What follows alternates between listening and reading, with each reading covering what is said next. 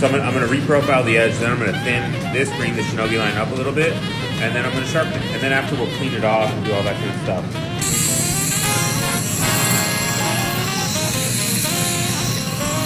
This whole section has been reprofiled and flat. So now I'm gonna bring the shinogi line up.